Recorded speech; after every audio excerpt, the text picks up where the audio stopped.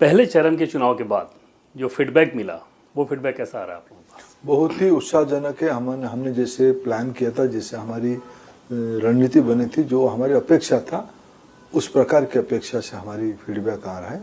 जो ground report कल आया पूरा 121 सीटों की, उसमें हम बहुत बड़ी बढ़त के साथ आगे जा रहे हैं। जो प्लान था, जो रणनीति थी, वो क्या था? कि एक बहुत बड़ी स्पष्ट जो बहुमत हमको मिल सकता है, इसकी जो संभावना थी, उसको हमने साकार किया। यही रणनीति थी। वोटिंग परसेंटेज बढ़ा हुआ नजर आ रहा है, वही इसमें एक एक प्रमुख कारण है।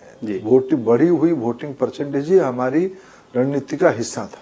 तो उसमें एक चीज़ ये भी हो सकता है, जैसे कि एक तो SIR के चलते जो डिफंक्ट वोटर हैं वो क्योंकि हट गए तो परसेंटेज वाइज में अच्छा दिख रहा होगा। एक दूसरी चीज़ ये नज़र भी आ रही थी कि उत्साह लोगों में वोटर्स के प्रति बहुत ज़्यादा था वोट करने को लेके। क्या ये खतरा भी रहता है कि बदलाव को लेके कहीं ये वोटिंग ना हो रहा? मैं आपको बदलाव को तो निश्चित बदलाव और अच्छे बदलाव के लिए वोटिंग हुई है। बिहार एक देखो, बिहार को आप तो खुद इसी प्रदेश से हो, आप को इसको मेरे से ज़्यादा समझ है।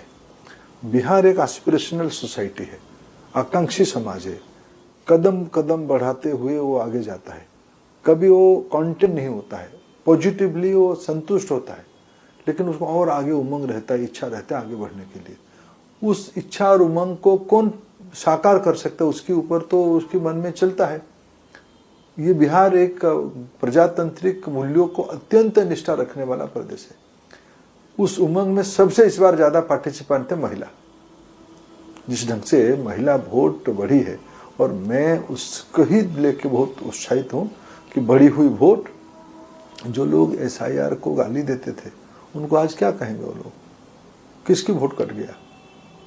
क्यों डर पैदा करवा रहे थे, क्यों भ्रम पैदा करवा रहे थे? आज वोट बढ़ी है।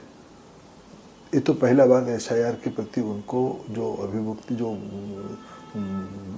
आभिमुख्य था, उनको भूल प्रमाणित हुई है। दूसरे, महिलाओं की वोट ज़्यादा संख्या में आना, ये NDA सरकार की कल्याणकारी योजनाओं की एक बहुत बड़ा मोहरा लगा है। मैं इसलिए बहुत उत्साहित हूँ, बहुत स्पष्ट हूँ। एक बहुत बड़ी बहुमत की ओर NDA बढ़ रहा है। महिलाओं के अकाउंट में उनके लिए जो धनराशि दी गई थी 10,000 रुपये, वो आपको लगता है गेम चेंजर के तौर पे NDA के लिए? ना, ये केवल कोई अनुदान की विषय नहीं है।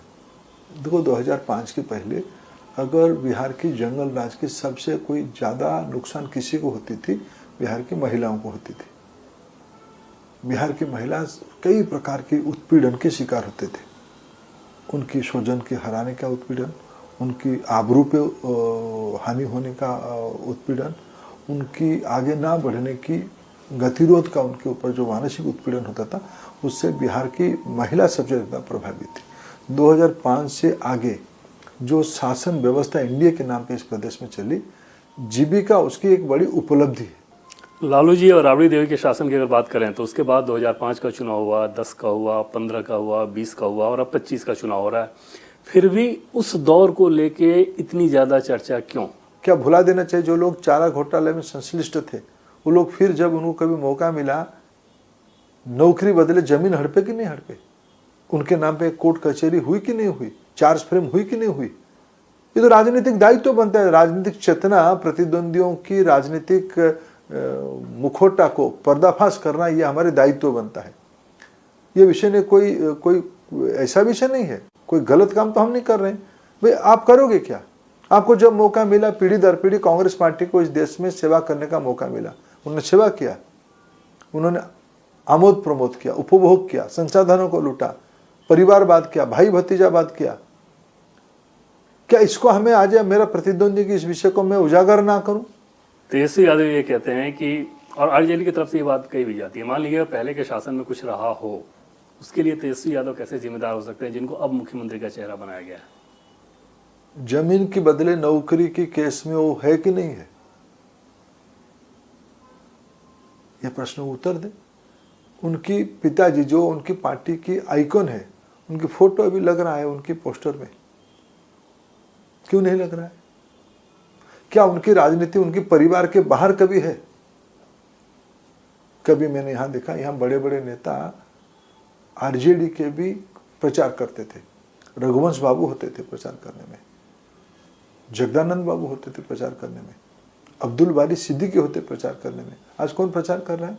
परिवार के 4 लोग।